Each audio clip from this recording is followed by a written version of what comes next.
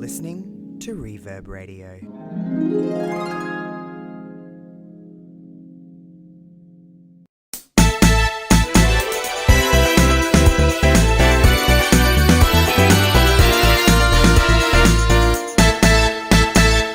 What is going on, everybody? Welcome to the first ever edition of The Rewind here on Reverb Radio. I'm very excited to do this show. It's going to be a monthly show. For anyone that doesn't know what this show is about, let me run down a little something for you. So The Rewind is, if you listen to Reverb Rewind back in the Dizzy, you will know that me and Kevin used to run down some old pay-per-views and some old shows and go through and just give our little opinion of them, run them down, review them, and standard stuff. Nothing too crazy. Well, I decided that with Reverb Radio, the Rewind would become a thing, and instead of just me and Kevin, it would be me and a different co-host every single month to run down anything on the WWE Network at my guest host choice. However, there is a little twist. I have every WWE superstar that's on the WWE Network, I have them in a one giant randomizer. I press random, and I give that superstar to said guest, and they choose a pay-per-view that features them in some way. They don't have to be wrestling, they just have to be on the show in some way. We'll get to who that person was in a minute, but I couldn't really, when I revealed everything for Reverb Radio, this person was in my chat, and this person was like, yo, hit me up for that Rewind stuff, because I like doing reviews. And I was like, noted. So, and honestly, who could you really have as a first guest other than this person? So please, everybody, welcome on. You've seen the title. You've seen us hyping it up on Twitter all week. But please welcome the one and only Queen. Queenie! Hello. Hi, Joshy. Whoa, we're in a new space. Little rewind. I know. New launch, new brand, new you. I'm living. Mm-hmm. Me too. How is Queenie today? Queenie is so good. Queenie spent the day watching this pay-per-view and so amped to talk with you about it. So I'm good. How are you? I'm very, very good. It's a early morning. Well, not early. It's kind of early, I guess, but it's like, whatever. But it's nice to wake up and get to talk about one of my favorite pay-per-views ever. So I'm glad you chose this. We'll talk about that in just a minute. But I did put all the names into a big randomizer, press random, and I gave you one. Who is that person that you actually got? Trish Stratus. Oh, I love her. Trish, when I clicked random, I was all everybody. If everyone knows it, it's super legit. I was like, oh god, Trish Stratus, perfect. Now, before we talk about the actual show you chose, Trish Stratus, when that name came to you, what is kind of your thoughts on just Trish Stratus in general? How do you feel about Trish? Oh, man. She's the ultimate babyface. Like, when they had her heel for a little while, it was, like, devastating to me. I was like, I'm get team rid of Trish. this. I'm team heel Trish all the way. Are you? Yeah, the nose cover, when she broke her nose and had that gimmick that on. part was good. But I love heel Trish. I think she's really good. But, you are right. She is a very good babyface. Some people are just kind of meant to be that way, and she's just an icon. She's a trailblazer in the industry. And during a time where women's wrestling in WWF to WWE wasn't as celebrated as it is now, or supported as it is now, she was one of those people that that you could watch a match and go, wow, it's going to be good. Yeah, she was, I guess, in that time when the women of today had to certainly break through that glass ceiling. I think the women of then had to break through 4 or 5 glass ceilings just to be able to yes. And to prove yourself. It takes 2 to tango, of course, but Trish is probably notably one of the greatest women's champions ever. I'm not talking, sure. There's better workers there, yes, sure. But in that time, there's really, listen, if Trish Stratus was to announce, I'm coming back for 2 more matches, 3 more matches, I'd be pretty damn excited. There's no way I wouldn't be. She's nostalgic too. I grew up with Trish Stratus. Yeah, she's definitely a nostalgia pop. And, this is a girl that no matter what they gave her, she gave her 110%. Mm-hmm. She talks about that a lot. There's storylines with Trish Stratus that are like a little bit, whoa, okay. Certainly little of yikes. The times. Yeah. Little yikes.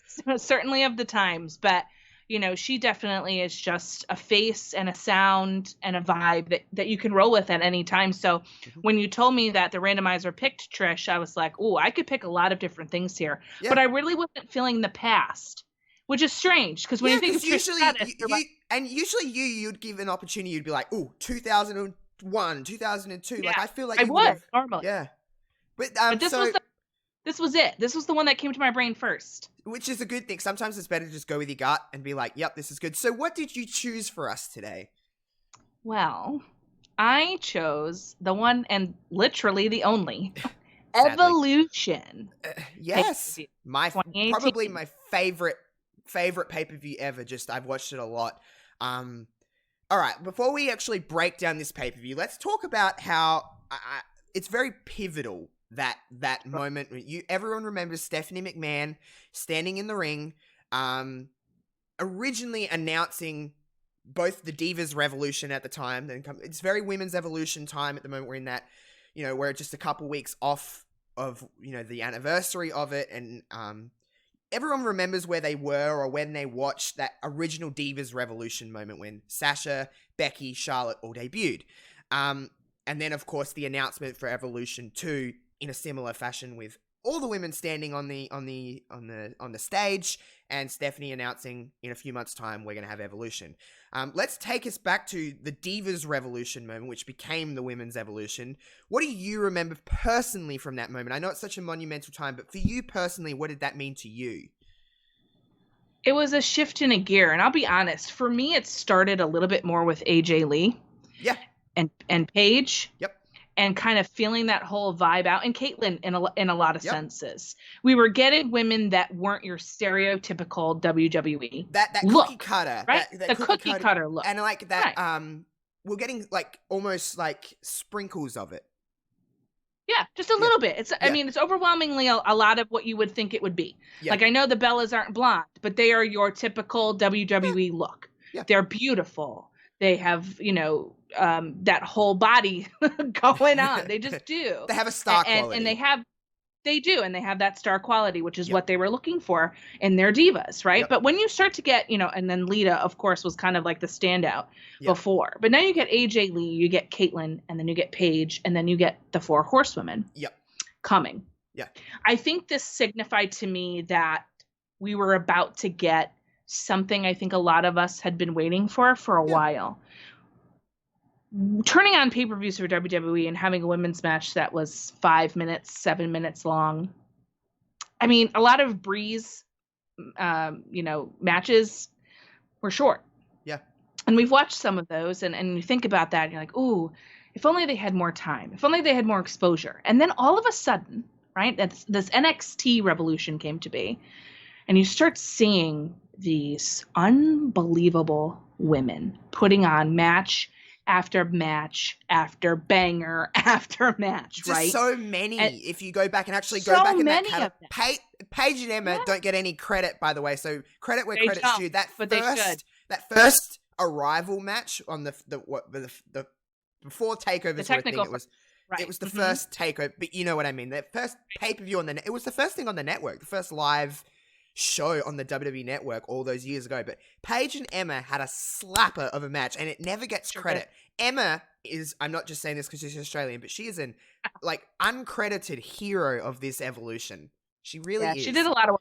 She did a lot of work here, and they laid the start and the groundwork of what we were going to get on what you would call then, I wouldn't call it now, but then the main roster, right? So building these women in NXT and the matches that they had, and Ember and Asuka and the four horsewomen and all of that development, plus Paige, plus Emma, that culmination of all those years of building, right? And then you push that onto Raw and SmackDown. That signified to me that things were about to change and things were about to be different. The real moment that I'll never forget, though, was the change of the title. Yeah. And that, I think, ultimately, while all the build up there is super important for how we got here, I think the moment that they decided to say, you are superstars, not divas, and we are going to have a belt that is designed the same as the main men's title, I think that was the moment for me that I was like, okay, WWE is going to start putting their money where their mouth is, I hope. Right? That was my hope. Because I'm like, okay, they've tried to do some of this stuff before. Let's see how it goes. But I think the four women that we know are kind of the backbone of this, plus Paige, plus Emma, Plus, the Bellas in a lot of ways to Yeah, transition I agree. from one era to You know another, how I which I feel know about the Bellas. I know, and I know a lot of people feel some type of way about the Bellas and they're controversial, but I think they were necessary to bridge the old to the new, Yeah, you I know? do too. And I think Total Divas is a big credit of why. I do too. And I think because that audience, if you don't have a demo that want this, there's no. Listen, WWE, I understand they get a lot of flack, and I'm not here to, you know, defend that in any way, but they are a business. They are a worldwide company, and if there is not a demographic to make money, they're not interested. They're just not interested. And that I agree. is the simple matter of it. Some people don't like that, some people do, but that's how I see it. They're a business. If there's not a demographic, if there's not a way to make money, they don't give a fuck. That's just plain and simple how they do it. Total Divas showed them that, okay, there's a demographic here that we're not touching on. There's also a demographic with hardcore wrestling fans that we're maybe not touching on with women. So let's try and usher that in and just see how it works. And I think having the match at WrestleMania 32, the triple threat, Becky, Sasha, and Charlotte, them just stealing the show and killing it at that show didn't hurt either. So I think, signifying women's championship, you're right, is that moment for me too, when Lita pulled that thing off and it was like, finally, we've got something that just represents wrestling and represents women in the same way, and equality is a real thing, at least in the sense of wrestling.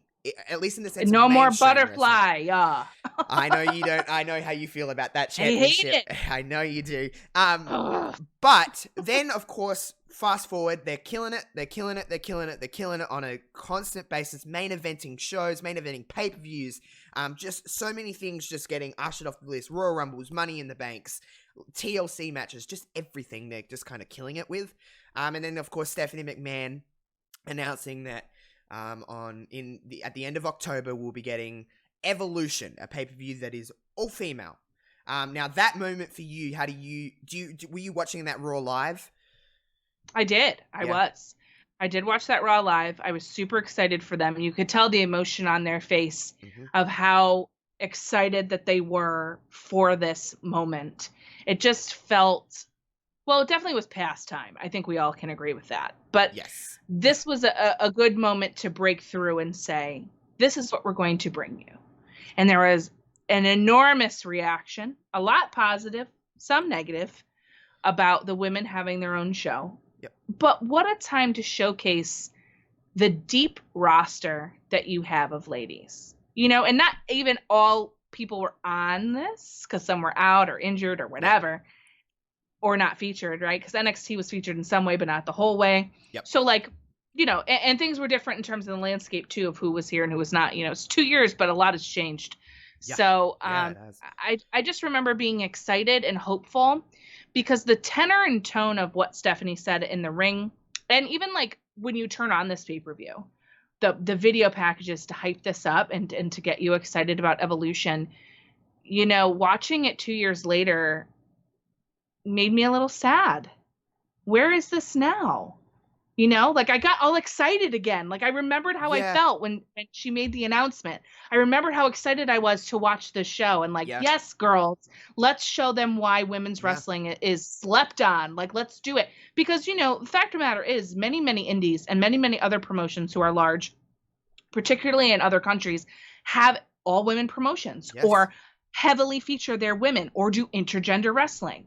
WWE doesn't normally do that. No. And they've been notorious for not having and supporting their women in the same way. So this step on a national global scale, this is a global company, the biggest wrestling company in the world, right? Taking a step forward and saying, this is what we're going to do. I remember feeling so happy as a wrestling fan and as a WWE fan to see this happening, right? Yeah. But also, Josh, so sad for 2020. What is going on? Yeah. So it's such a weird dichotomy to watch. I get it. Yeah, I definitely get it. The announcement itself, for me, as someone who adores women's wrestling and just, I understand that other companies did it. I understand that indie promotions do it. However, mainstream, the biggest wrestling company in the world doing it means that all the ones that aren't doing it will also do it. So it just kind of trickles down, and it's better for the industry, doesn't it? Everyone, there's more places for women to work, and there's more places for women to get equal pay. That is a thing that I'm sure we'll touch on at some point. But it's equality in the sense of a wrestling. In sense of wrestling, it's building equality. I think we're in a pretty good state with things, because if you look at now, at least in a It's definitely WWE aspect, better. Yeah. we got women main eventing shows, and it isn't like, oh, the women are main eventing. Like, no, they're just the main event because they've carried the WWE through this PC COVID era, whatever you want to call it. It is nice to see just it kind of just being normal. The first evers are going away, which is what I like, which is always what I wanted. I don't ever want to hear that again. Like, I understand that it's special to have first evers, but I just want it to just be, no, that's just a part of the schedule. That's just a part of the thing. But let's talk about Evolution, because it is a very special event. It's one and done for now, which is sad, which we'll talk about, I'm sure, at length again. Don't worry. But let's talk about Evolution. Long Island, Nassau Coliseum. It is it had a different look and a different feel, and I know some people were like, ooh, the WWE's budget isn't as high, or they're not in their normal arenas. I actually like the look of this show. I like the set. I kind of like that it was simple. The action, the focus was what was happening inside the ring. It was very indie-res to me. Yeah. It had that vibe. Because the lights were like that for me, right? They focused the spotlights directly on the ring. The crowd was muted. It had a different feel and vibe. It's similar to how NXT runs their shows. Yes. It's got a similar vibe. It definitely did not get all the bells and whistles. That is for sure. I don't think I hated it, but it definitely wasn't treated the same as other pay-per-views. Okay, see, I liked it. I didn't hate it, though. No, yeah. I understand what you're saying, though, because it could be looked as a knock. They're not going to spend as much money. Or you could look at it as, it looks cooler. It did remind me of that NXT kind of feel, like it's much darker, which I like. I like that in a wrestling show, personally. It too. I prefer it. I like the set of it. It was simple, and it served its purpose, I guess, but definitely didn't have it all the bells and whistles that a normal pay-per-view would get, or event, whatever we call them now. I'm not really even sure what we call them anymore, but network special.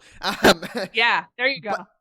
But it actually it didn't open with a match. It actually opened with a performance by Lizzie Hale of Hailstorm and Nita Strauss, the fantastic guitar, like probably one of the world's best guitarists. She plays for Alice Cooper, does she not? She does. She rules. Killer performance to open up a show. Really kind of, set the tone. How do you feel about music and wrestling and that kind of area of gray where they kind of, WWE almost don't know how to use music sometimes, and then they do. How do you feel about a performance opening up a pay-per-view? I love it. I'm here for it. As long as it makes sense, I'm good with it. Yeah. This made me feel good because, Nikki is so freaking talented, and she played for Shinsuke too when he came out with his that was new music, and that was like a whole thing. And I like musical performances. I think it gives an oomph to the show, and I think it can really add. Sometimes I think I prefer them when they are playing someone's entrance music better than an opener, right? Because sometimes it can fail a little bit. It can feel a little cheesy, what I like about this one, it can feel a little cheesy. But this one I thought was perfect because of who it is. Mm-hmm. I think if it had been anybody else, or like your normal run-of-the-mill WWE band that does the theme songs, might not be the best. Might have been like a big yikes. Yeah, I get you. Yeah, it might ugh. But the fact that it was Lizzie Hale and she sings so well and she's a female front rock band star, I mean, huge star. Yeah. And then you have Nikki Strauss. It's kind of hard to not like it, I guess. And it's it's a little weird that she's in the ring, but it's like they're excelling in their fields. We're celebrating women, just not in wrestling, just in the world. Just women in general, right. Yeah, and then kind of the opening package for this show, you had, I understand that not everyone's thing is pop music, but to have a female girl group sing the song for Evolution, and then it just felt very girl power in a good way. I don't mean that in a cheesy way, but it felt very empowering, and it was very like, fuck yeah, women, okay, let's fucking do this. Like, let's own this night. And the crowd were lively, which is what we'll talk about a lot. I'm sure the crowd had a big part in this show, making the show as successful as it was, because they felt lively. Everybody got reactions. They were hanging on every move and everything. But even just opening up, seeing the commentary team, Beth Phoenix, Renee Young, Michael Cole, it's nice to have females on commentary because it is a big part. I don't know how you feel about commentary in general, but I listen to commentary a lot. I notice commentary. I don't know if you tune it out. Some people don't hear it. I do. I pay attention to what they're saying, and I know Michael Cole gets a lot of crap, but in this show, he was very good. They were all very good. I know Renee Young also gets a lot of flack, and I won't hear it because I love Renee Young. That woman is everything. But they all did really well. Beth Phoenix has come a long way in commentary, by the way. Just putting that out there. Yeah, she's awesome on NXT, I'll tell you what. Yeah. You know, in this show, I thought it was cool. I really wish they would have pulled the trigger and done an all-female everything. Because they did all-female ring announcers and female refs some of the time, and they didn't do female refs all the time. And that made me upset. And, like, I understand why Michael Cole is there. He's the veteran. He can navigate the both of them, right? Because they aren't the most experienced. I understand. Yeah. But if you're going to do an all-women's pay-per-view, then everything should be women. That was my only thing. But I thought they did a very good job. I also noticed commentary a lot. If a show has bad commentary, I'm not for it. Because if I'm not there live in the ring, like watching, I need commentary. Because I like to learn different moves and like learn the background of people. Like, not that I didn't know all these girls, but why is this match happening? And what's the backstory? And, you know, oh, she pulled this move. What is that called again? Oh, cool. And, you know, it makes you a little more engaged in what's going on. But, I thought they did really well. Yeah, I agree. And I wish they did do an all-female, just everything. But I'm just putting this out there. Queenie will speak on this more than I will because it sounds ignorant coming from me. But this isn't about hating men. I think they even said that in the show. It's not about hating men, everybody. I'm a man, and well, obviously I love men. But it's not about that. It's not about women being better. It's about women it's just everybody being equal. So that's right. But sometimes it takes complete 100% a female field to kind of put that statement over to be like, no, we can do this just as well as you can. And we just want to be equal. So then we can all be integrated and have a good time. But yeah, commentary is a big thing for me as well. So let's the aforementioned Trish Stratus actually opens up this show. First person on the bill. Like, she comes out first. And let's run down who was in our first match, Queenie. Oh my goodness. Well, first of all, it's Team Bestie. Yes. Fierce rivals, but also best friends, Trish Stratus and my girl Lita, versus Alicia Fox and Mickie James. And it was supposed to be Alexa, but Alexa, I believe, had a concussion at this time, or was injured, or both. Yeah, she had a concussion, something like that. That was where that little string of time where she was hurt a lot. She kept getting hurt. She was very hurt. But I'm glad she was there, and she looked great. Her cosplay, Bliss is very good at that. She's very good at that. That's probably my favorite one of hers. She's done a lot of cosplays, but I really like that one. I always did. Maybe it's just I did too. Dark Alice. Yeah. I'm into Dark it. Alice. And then good stuff. Alicia Fox, Mickie James. I mean, to be honest, all of these women probably one day will be in the Hall of Fame, to be completely fair, because that's just how kind of works. All very deserving. All very well-versed and all veterans of the ring, to be completely fair. Yeah. In the ring. Bliss is getting there one day. But the four women working in the ring, just the reactions alone for Trish and Lita were just... Trisha's reaction when that music, the iconic laugh, which I just butchered, by the way, but that iconic laugh, the crowd were lively. We're going to talk about the crowd, like I said many times. The crowd was so lively, like you felt that energy. I remember watching this live and going, the laugh hit, and I'm like, oh, there's no reaction. I'm like, oh no, and then the crowd kind of got, and I'm like, yes, here we go. Everyone's going to be ready. I don't think this was a perfect way to start it off, to be completely honest. Nostalgia, everything. And you're a Lita girl, I can tell. I love Lita. Well, you know, it was so nice to watch wrestling and have someone that I identified way more with. You know, I'm brunette. I like metal music. I like rock shows. Yeah. So it was really fun to see Lita like that, and she looked like a walking Hot Topic ad for a very long time. She did. She had a special spot in my little heart. But you know, like seeing Trish come out and hearing her music. First of all, she looks fabulous. Her hair in this pay-per-view, I couldn't stop watching it. I was like, this is the most beautiful hair I've ever seen in my whole How does she look like that at 42? I'm like, I don't know, but bitch. I need to know the secrets. Girl, call me. You might need a DM. You might need a DM Trish on Twitter. I might need a DM. Like, listen, Instagram tell me. yeah, tell me what it is. Fountain of Youth. This was really fun. I mean, it was a nostalgia pop, and the fact that it was 4 veterans of the ring in there, made it even more special, I think. Yeah. You know, a lot of people were thinking this paper would be like old versus new kind of stuff, which is true, but Yeah. really, it's just because Alicia and Mickey were still working. They had all been together for a very long time, Yeah. especially Mickey and Trish. Mickey gave Trish her last match. Mickey So, gave like, Lita her last match. and correct, Yeah. and Lita as well. So it's just it was kind of fun, and it's always a good time to see Team Bestie together, and I would love to see them versus Sasha and Bayley. I think that would just make my life complete. You know, it's even a weirder fact. Alicia Fox actually wrestled Mickie James on her last live event before being released the first time. So they all have connections with it. They all have connections. Look at that. Alicia Fox. Can we talk about her for a minute? She is someone that was probably one of the longest tenured women ever in WWE history. I think 12 years. She was as of this pay-per-view. She was the longest. I think Natty may have overtaken that now. But at that time, Alicia Fox, if not the second most behind Natalya now. Alicia Fox is someone that gets a very indifferent opinion from everybody. Some people love Alicia Fox and think she was amazing. Some people didn't like her at all. I personally thought Alicia Fox was underrated, and I feel like she could have been utilized a little better in her 12, 13 years that she was there. I know she was a Divas champion maybe once or twice. How do you feel about Alicia Fox? I feel like for the first 6 years, I agree with you.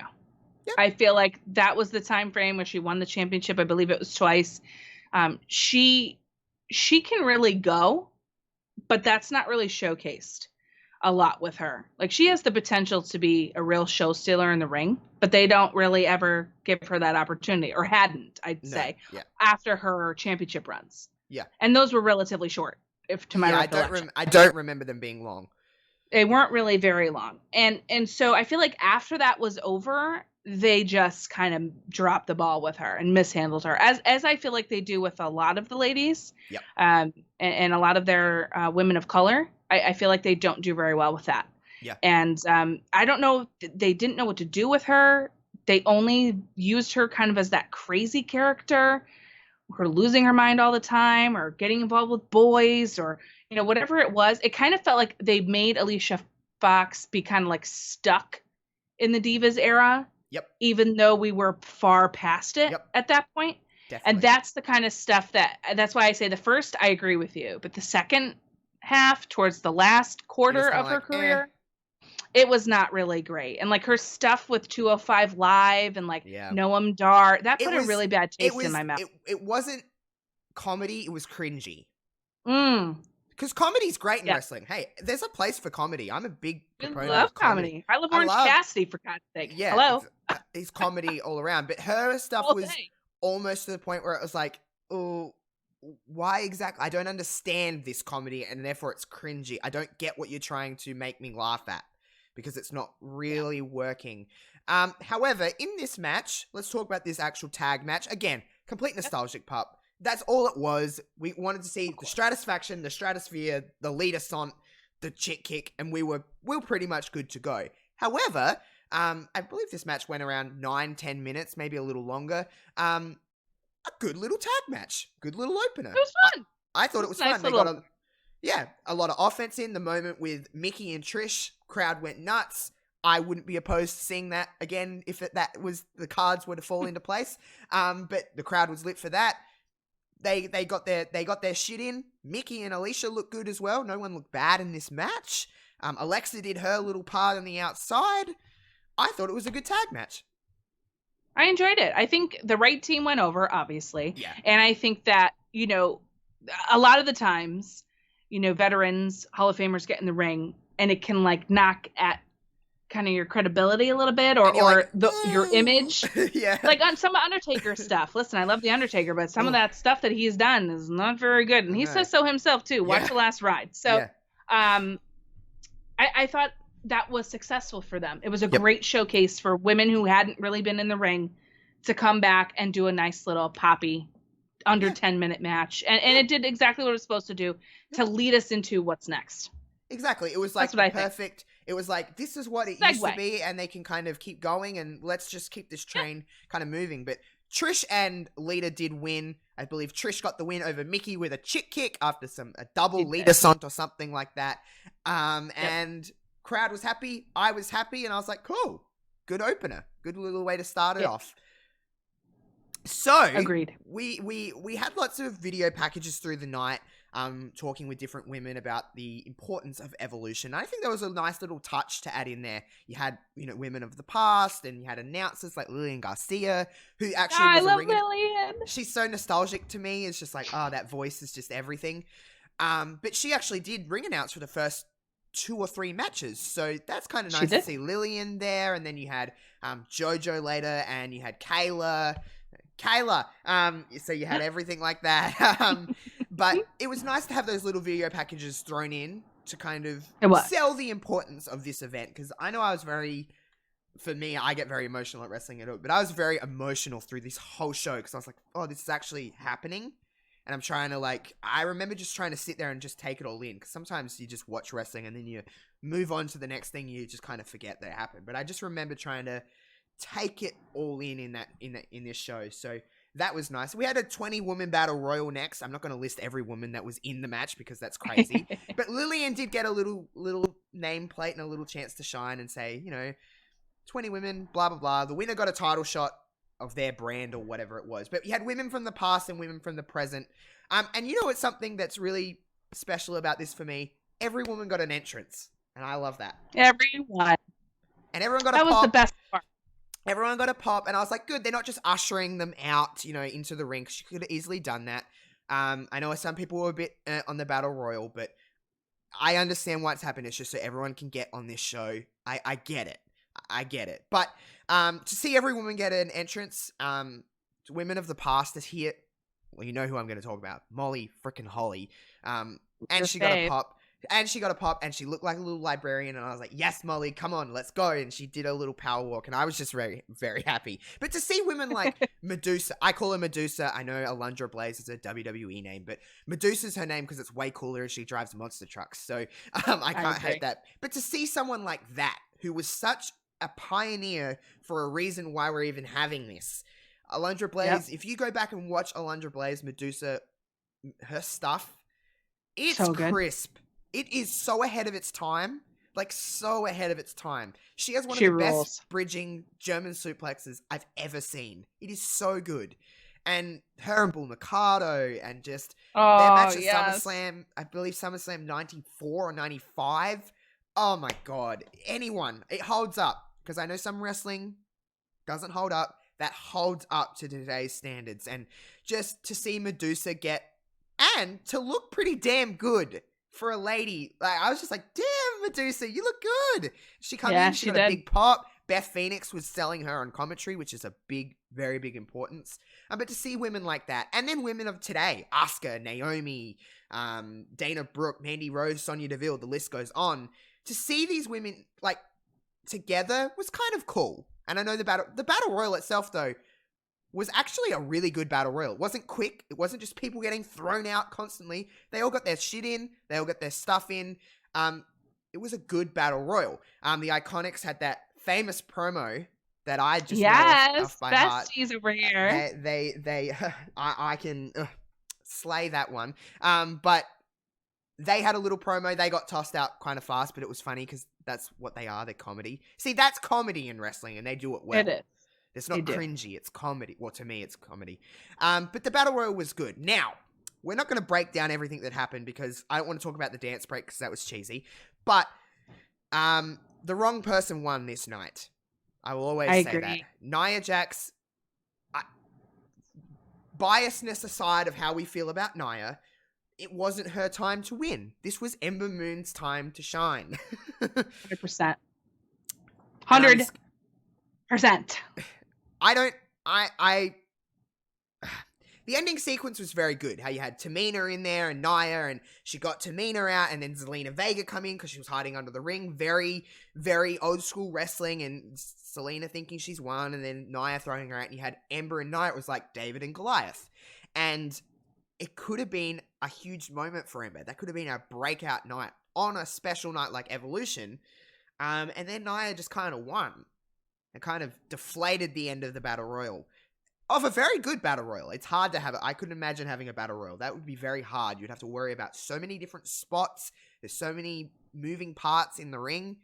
And it just kind of was like, damn. And the crowd was behind Ember Moon. I'm not saying they were booing Nia Jax, because they didn't. I believe at the time Nia Jax was a face.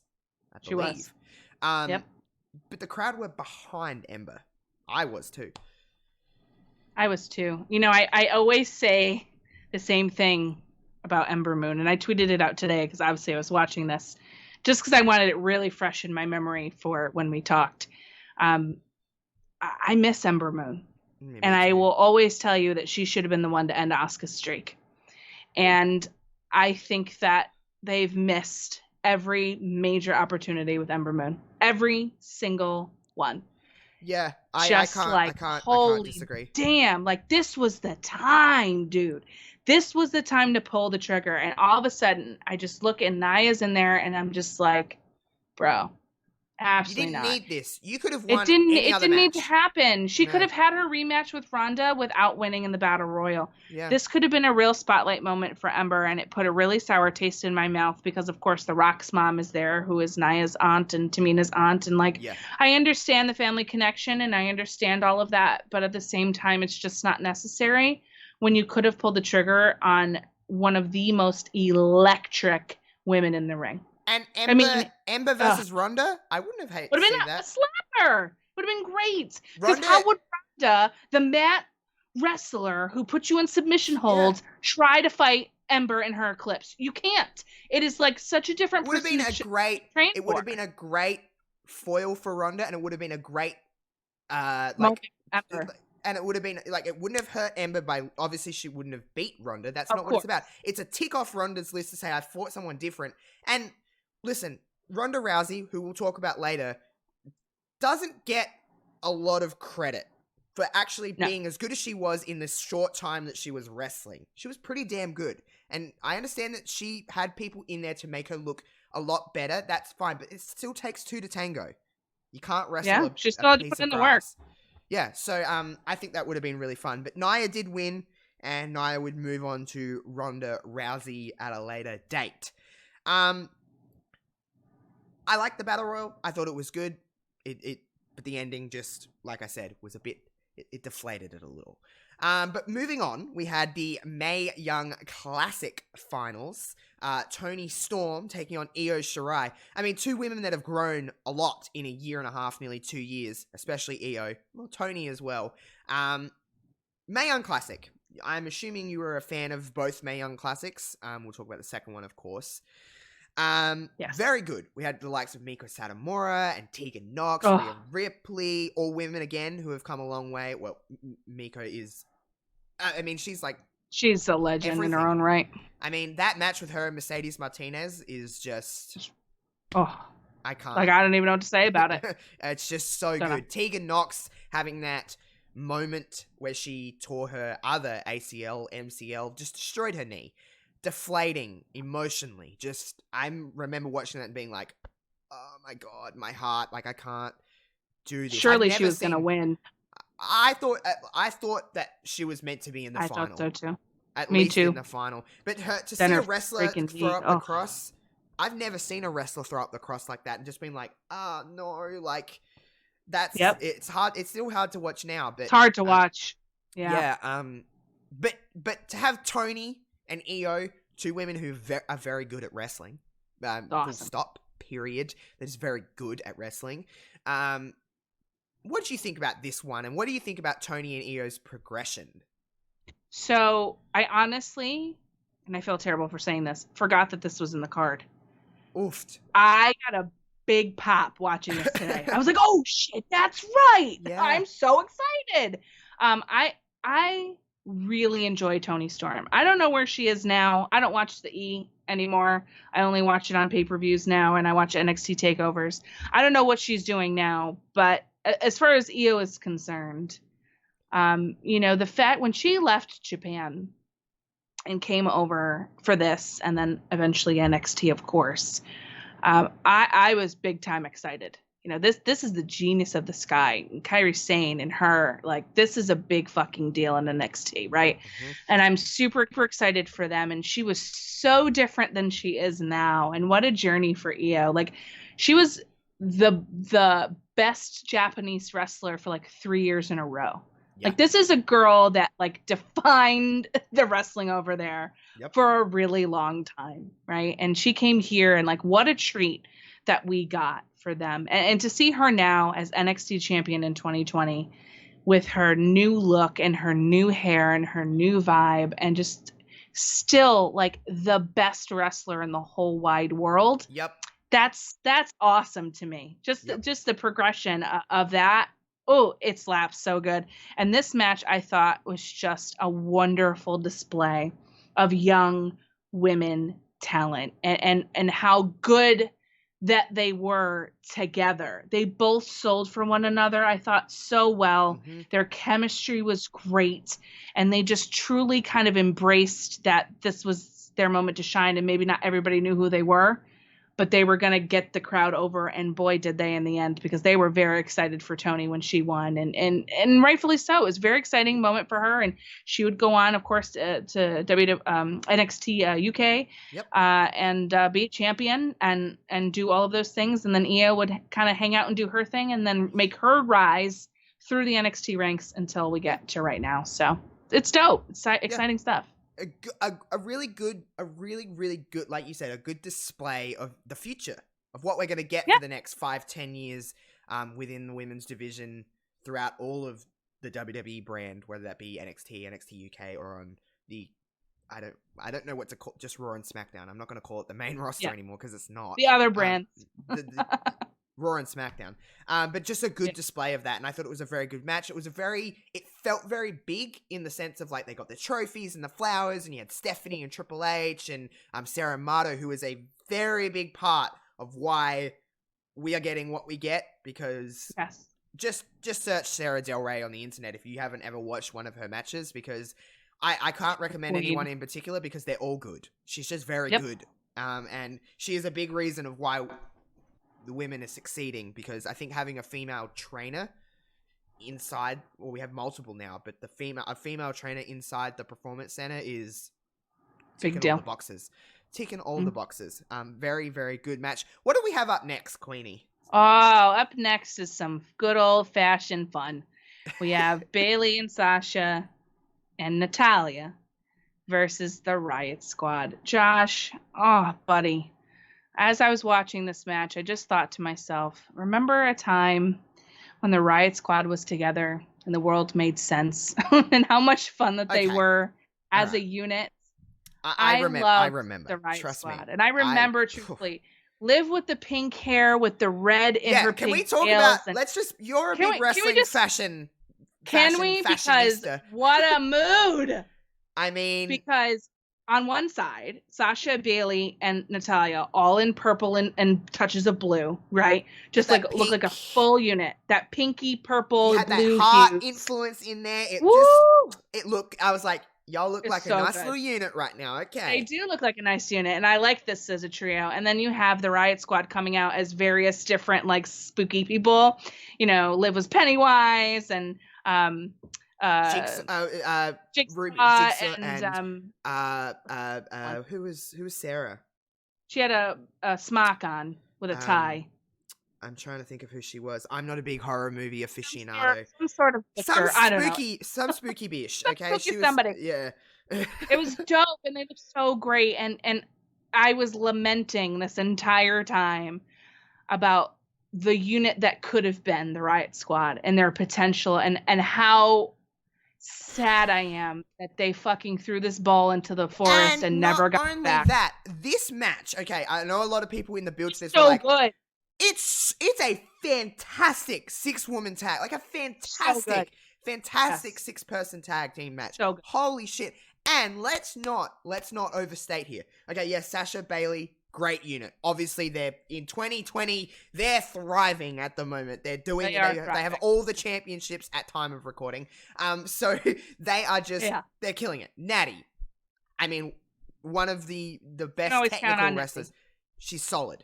Okay, but let's not overstate on how good the Riot Squad are as a unit. Frequent tags, working together, working to cut the ring in half. I'm not a big proponent of tag team wrestling. You know this, Queenie. I'm not a huge person. But a tag team match, whether it's 5-on-5, 4-on-4, 16-on-16, 2-on-2, cut the ring in half. Make it so they cannot get to your partner. I know a lot of people don't like that kind of tactic because it's slow and it's boring. No, they're working as a team. Make a wrestling match smart.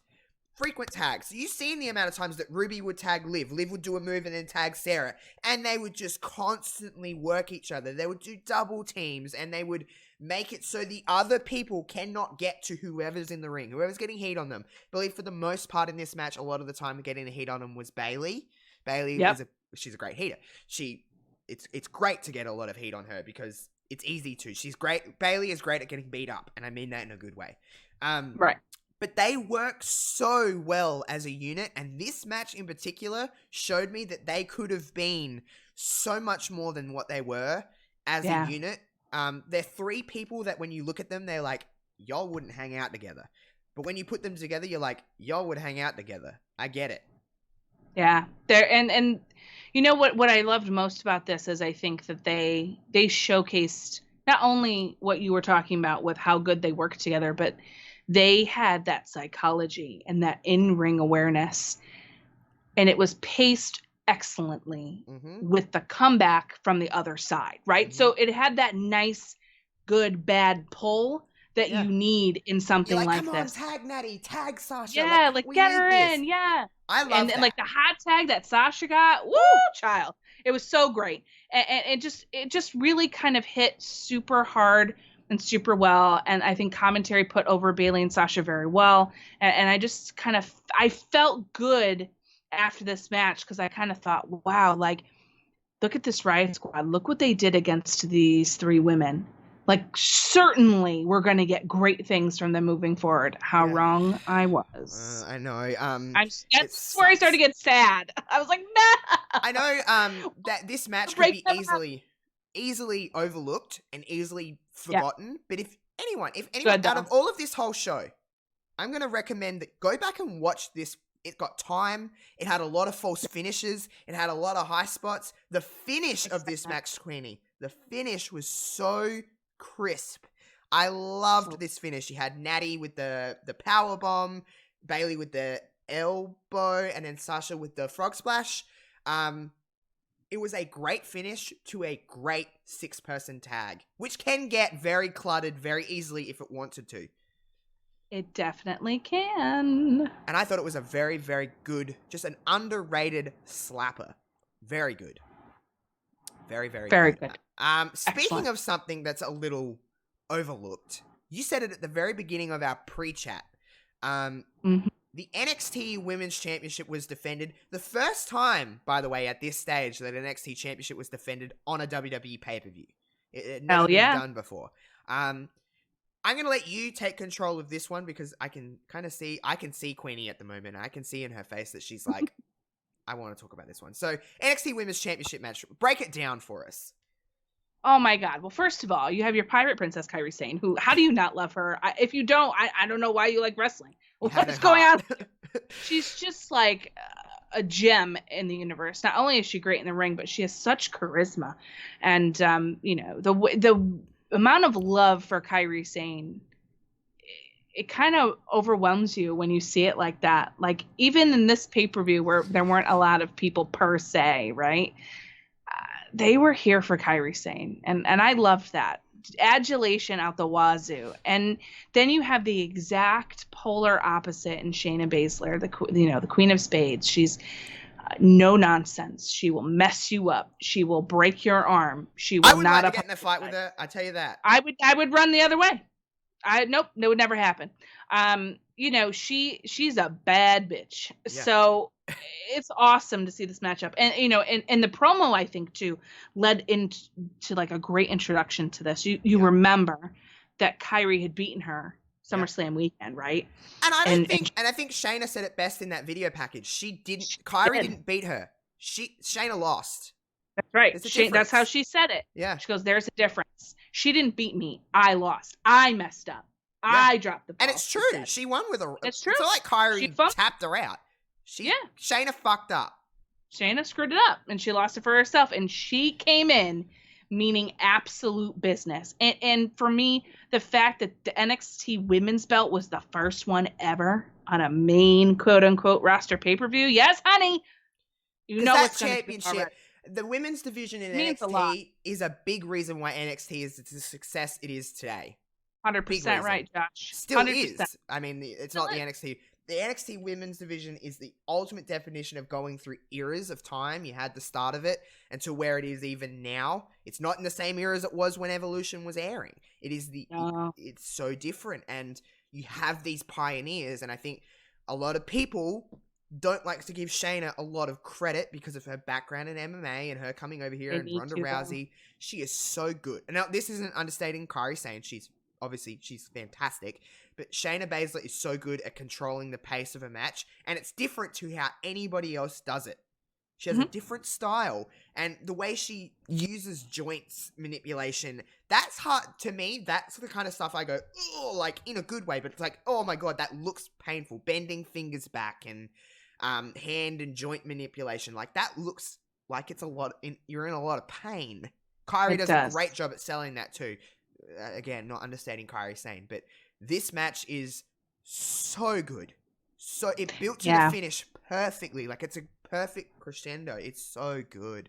It was so good, and it was an unbelievable matchup between these two, and they really went at it. And it was one of the matches of Shayna when she becomes two-time. By the way, to your comment earlier about the history of that belt, like it has such a rich history and defense prestige that like Shayna being the first two-time champion is a big deal. Like that's a big deal, right? When you look at some of the people that's held it, yeah, like it's a big deal. So the fact that she has it again, and then she goes on this run. Obviously, she held that championship for a very, very long time.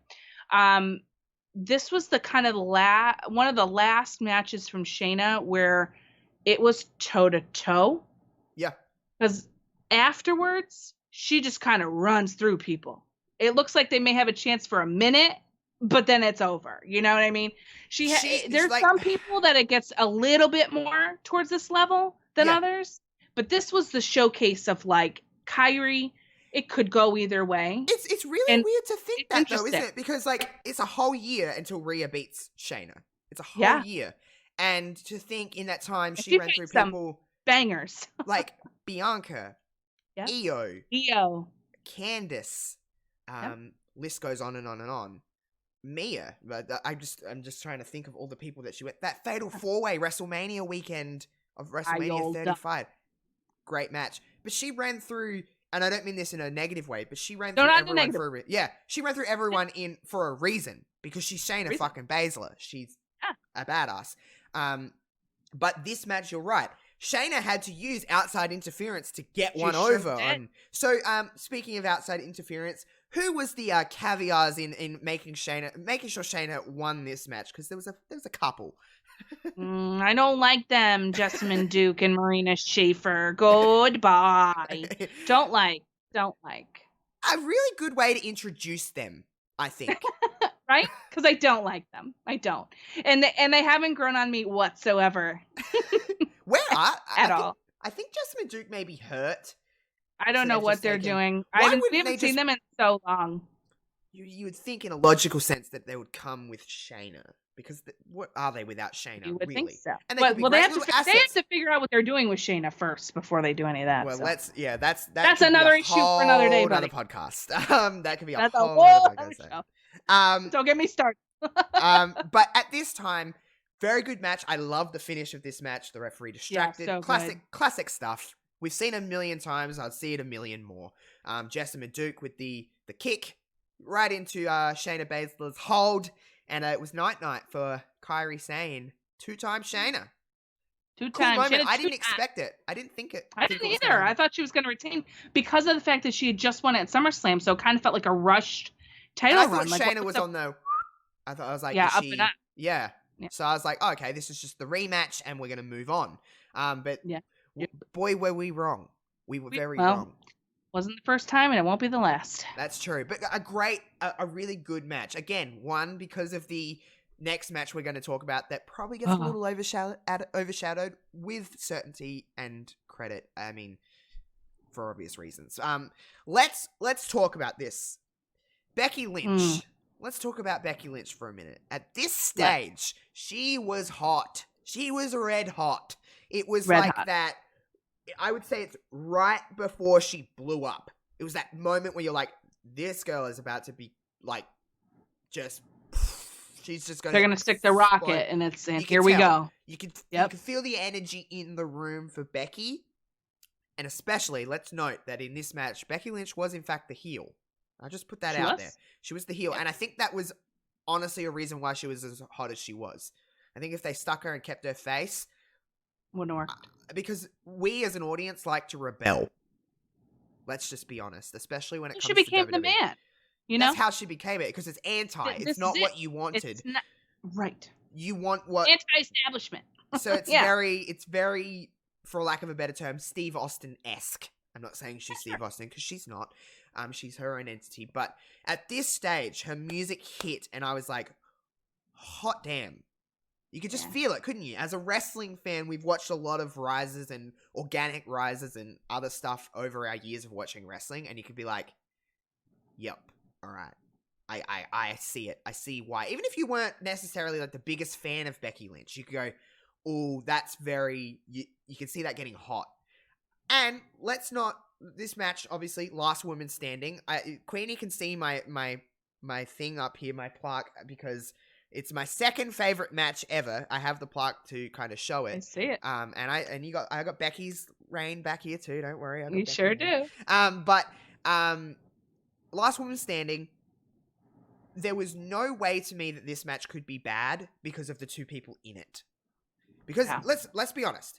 We've had many conversations about Charlotte Flair. We're very honest about Charlotte Flair. I know some people are that. But we're very honest about Charlotte Flair. She's damn good. She's the queen. She's the queen. She's good. There's no other way of putting it. She's very good at what she does. Perfect foil for Becky. I don't think Becky would have been as hot as she was if she didn't have Charlotte Flair. Vice versa. They're the perfect foils for one another. They work together tremendously. From the get-go, this match was just hot. This was just very good. It was very good. I think the way that they built towards this match made Evolution kind of must-see, because this was the culmination of their rivalry, right? Yeah. This was the moment the man was born in a lot of ways, and this was the moment that the tide shifted towards Becky. And not only in WWE's vision, but in the fan vision, right? Because you're right. It was at that pinnacle moment. This is sink or swim. If she loses here, it's over. If she wins here, and really just like drives home this point of what we're going to get, right? If she's going to win over everybody and hit that next level, this is that moment. And the rivalry needed to happen. Not only did she need to win, they needed to deliver. They had to. It had to be an absolute banger. This is actually probably one of my favorite matches, my top one or two matches between them two. I think it was brutal. It was violent. It was relentless. They didn't stop. There wasn't a lot of pausing in this match. They had to do it sometimes, right, to set up what they were going to do. But for the most part, it was like full throttle from the second that bell rang until the second that bell hit for the end, and Lynch was victorious. It was brilliant. They didn't overuse. It wasn't a lot of false finishes. It wasn't a lot of BS. It was straight up, who's better now? Last man standing, right? Last woman standing, whatever you want to call it. It can be very... stop-start.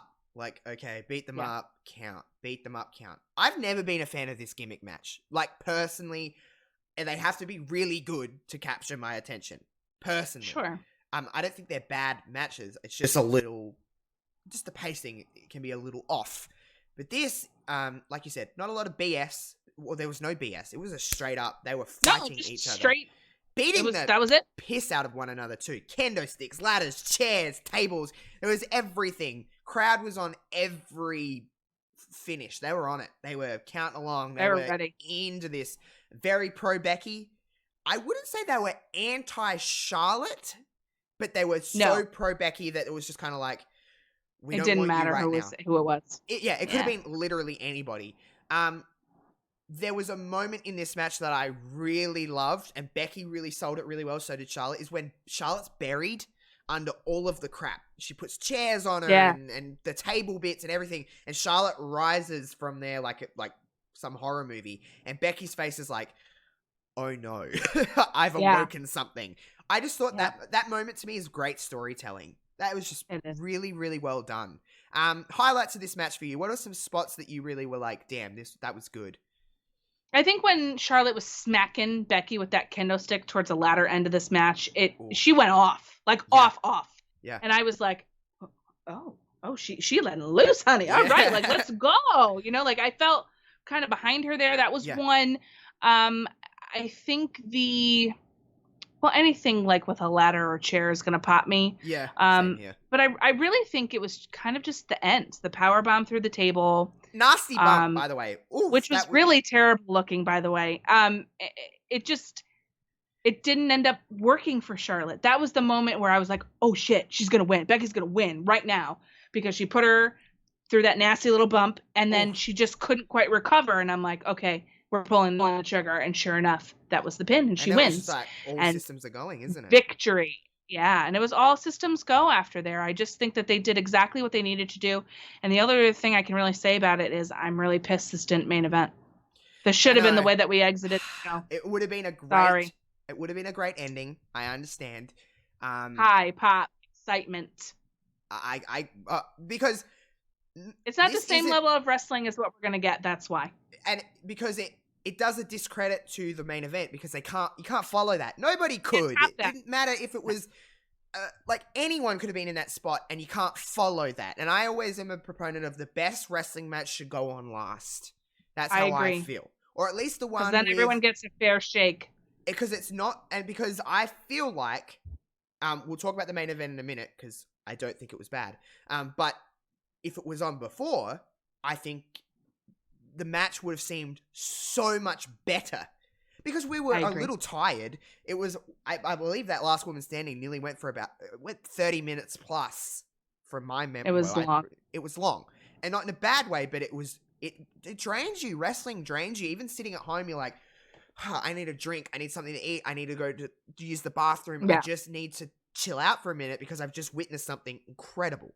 Like, I remember watching that last woman standing, being like, I looked at my brother, my sister were here, some friends, and I said, I think that's one of the best women's matches I've ever seen. Yeah, it was awesome. Some of my favorites. My other one is Becky and Sasha and Hell in a Cell. Like, I mean, those two are like Becky fucking pinnacle. Yeah, Charlotte and Becky 2018 had one of, if not the match of the year. I'm not just talking women. Don't disagree. They just had one of the best. It's just a slapper. It was a slapper. Yeah. But there was a main event, and I do understand as a business why you put this match last, and why this is on your posters and everything like that. I'm not saying I don't get it. I understand it. You understand it as well. We understand why they're in that spot. However, just considering what we had seen, this isn't a build situation. This is just, holy shit, you probably should have put this on last, because there's nothing that can really follow this. The damn Undertaker could have went on after that, and we would have been like, I'm a little tired. Like, I'm just a little, I'm a little worn out here. Well, and Josh, to your point, like that's my problem with it. Nikki wasn't really in the scene, and then you have her facing Ronda Rousey in the main event. Like, that's, to me, it just does them even more of a disservice. Yeah. I just think that they should have had that moment before. I think we would have felt better about that match and been hyped. You know what I'm saying? It's not that it was a bad match, but you're muddying the water, and you don't need to. You're putting him in the water without teaching him to swim and just watching him sink. Right. Kind of. Yeah, don't let him do that. They're trying to stay afloat, and to be honest, let's talk about Ronda and Nikki. Great little hype package before. There was a big feeling in it. Whether people want to admit it or not, Nikki Bella's music hit, the place lit up. She gets a reaction. Lost their minds. Because of that audience, that they know who the Bellas are. They have crossed over. I know people have their opinions on the Bellas. True, they did. They crossed over. They have a mainstream appeal. Ronda Rousey obviously has a mainstream appeal. They're two names that we know. We may not know Nikki Bella, we may not know Brie Bella, but we know the Bella twins. So Sure. I understand it. Yes, I agree with you completely, Queenie. I wish this match didn't go on last. But as a business, I guess we can understand why. However, let's talk about this actual match. Let's not think about what we just seen because we're so far removed from it anyway. This match itself was definitely not bad at all. This match was quite good. I thought, and it was better than what I thought it was going to be. Had shenanigans with Brie and everything, which is what we expected. They're heels. They're doing their thing. And I think the question was Ronda and Nikki going to be able to create something here? Because Nikki had been sporadically wrestling. She has also an injured neck. So there's that. Then also, Ronda Rousey, fresh off the wrestling scene, coming in. Was this going to tie together? I think for the most part it did. How do you feel about this match? So, at the time when I first watched it live, I was nervous, and I thought it was better than I expected. Watching it in 2020, I was surprised at how well it held up to my memory. The first half I thought was trashy. Didn't like it. Once we hit that second half, Nikki Bella looked really, really good here. And I was like, I'm surprised. Not surprised in like, I don't believe she could do it, but surprised at like how I felt about it watching it back in this year. Yeah. Going, oh, man, maybe this was better than I originally thought in 2018. I think she did great. You know, people give the Bella Twins a lot of crap, and they give Nikki a lot of crap. Yeah. But I really think that she did her job here. I mean, even the beginning of the part, I still don't like it, but the psychology that Ronda put on Nikki in the beginning, ragdolling her around and like talking trash to her face, it made me like Ronda a little bit more than I did at the time. Yeah. So that I thought was interesting note from 2020 to now, from then to now. And I really thought that Nikki looked great, especially that second half towards the finish of this match. It looked like she was going to win some of the time. And against Ronda Rousey, that's kind of a weird sentence to say. She did a finish, and like there was a moment, I remember watching this and going, it was a good kick out. Oh, Nikki's going to get the title. I was like, yeah. Hell. But of course we got to the finish. Nasty finish. Right. The nasty off the top, finish. Especially with someone with a surgically repaired neck. Probably made me a little nervous. Probably not the greatest bump to take, because I do remember Nikki Bella did break her neck and return a couple of times. Yep. Like she broke her neck, got the surgery, went and did her run. She fractured her neck. I think she didn't re-break it, but she did something to it. That was that last time. She fractured it, something with the disc in there, and she was out for a long time. And then came back for this, and then as we know, it kind of fizzled out after that, and then she has her stuff in her brain, and then she doesn't wrestle again, ever. So I mean, people, I mean, if you don't love wrestling, you're not going to come back from that. You know what I mean? You'd be like, I'm fuck this. I broke my neck. I'm not getting back in there. I'm out. She loves what she does. Yeah. And so does Brie. And I thought Brie did her job as well in the ring. And I thought, I want to keep calling her Roddy Piper, but it's Ronda Rousey. She's very controversial, but it kind of reminded me that she was, for this stage in her wrestling career, it's kind of surprising that she was pretty good in this match. Yeah. Like I'm telling you, you watch it again, y'all. I hadn't watched it since 2018. I really hadn't. So turning it on now, I was like, take yourself out of that Becky Charlotte. You just watched that. Just watch this match. I believe it's on WWE's YouTube channel, everybody. You don't even have to have the network. I believe, they upload full matches. I believe that one's on there. Go ahead and watch it. It's not overly it wasn't terrible. It really wasn't. And it's an interesting watch now in 2020 because neither of them are here. Yeah. Nikki is off having a baby. She's not with John Cena anymore. She's with her new fiance, Artem, and they're going to, bring a baby in the world. I believe at time of recording, they're only about a week away from their due date, both of them. Which is crazy, by the way, that both Bellas are pregnant at the same. But they're going to have it on the same day. Let's be honest. I think they're going to. Yeah, it's going to be like the cutest little things. It is. It's exciting. It's exciting for them, and and Ronda has been gone since Mania, basically. So there's that, and that wasn't this Mania; it was the Mania before. So It's been a while since we've seen Ronda. It's been over a year and a half now. We're pushing, and I don't know if she's ever coming back, and I don't know, but it's definitely an interesting time in history to watch this match. It's kind of cool because neither of them are here now, and the landscape of WWE, both on Raw and SmackDown and NXT, is very different than when this pay-per-view came on. You're not wrong. You're not wrong at all. So many of them are gone or are in different positions. It's very weird. Let's overall thoughts, of course, on Evolution. How do you feel about this show? Watching it back and feeling in 2020. I hate saying 2020 because it's so horrible, but stupid 2020 Queen. How does 2020 Queen feel about Evolution? I guess with all the instant emotion of it, of the instant like, oh, this is so nice. Just looking at it as a wrestling show. Yeah, that's kind of how I felt. Turning it on today and sitting down and watching it in 2020. 2 years is a long time in general, but also in wrestling years. It's a long time. Things change. Happen, and a lot did happen. Heavily. And a lot did happen, right? And seeing that, I was like, oh man, I remember I watched WWE regularly until 2020. Like every week, every show, everything, even 205 Live sometimes. So like I went all in. Right? More than I did. And that's a lot to say. It's a lot. I quickly got rid of 205 Live, no offense, but I got rid of that relatively quickly. But I think that now it definitely still holds up as a pay-per-view. It was kind of this half and half for me. On one side, I was like, wow, this is so nice, and I really enjoyed this. I enjoyed watching it today. I had a great time. I recommend that if you haven't seen it since 2018, sit down, get a bag of popcorn, have a great time. It was really fun to do.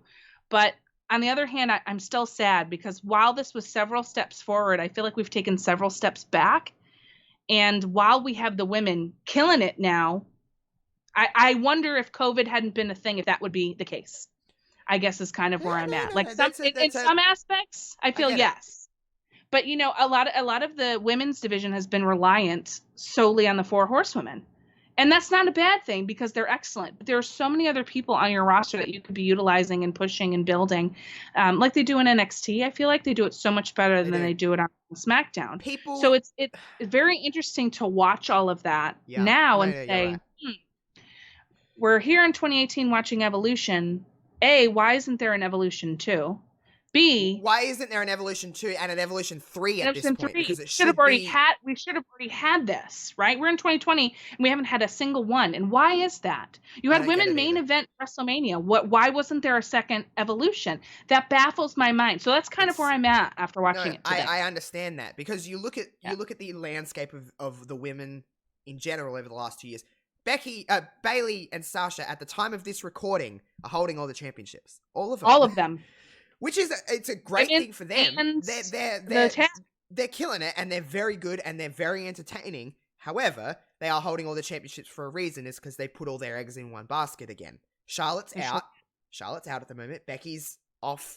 Obviously, pregnant. Having a baby. So point. They're like Charlotte's gone. So they're like, oh no, we've got no Charlotte at the moment because she's off having surgery or just taking a breather because. When you look at, I think Charlotte probably deserves a little bit of a break. But they put all their eggs in one basket again with Bayley and Sasha, which is fine because again, I love Sasha and Bayley. I think they're fantastic. You think they're fantastic. We all think the 4 horsewomen are fantastic, but there is a lot of other people that need to be able to be reliant on to carry a certain aspect of women. So it's a double-ended sword here because we love the fact that the 4 horsewomen are fantastic, but there's also a whole index of women to go through here and just be like, it's almost like pick 'em, isn't it? Like this one could do it. It really is. Do it. This one could do it because there's really no one that is untalented within that. It's the most talent they've ever had in terms of. It's the best thing about wrestling for me now is the women, whether it's NXT, WWE, Independent, whatever. Not the TNA Impact. Well, not TNA. I still call it TNA. I'm sorry. It's all right. Everybody does. Impact. The Impact Women's Division stacked. The NXT Women's Division stacked. Raw and SmackDown Women's Divisions also stacked. Some people don't say that, but they are stacked. And AEW, I see.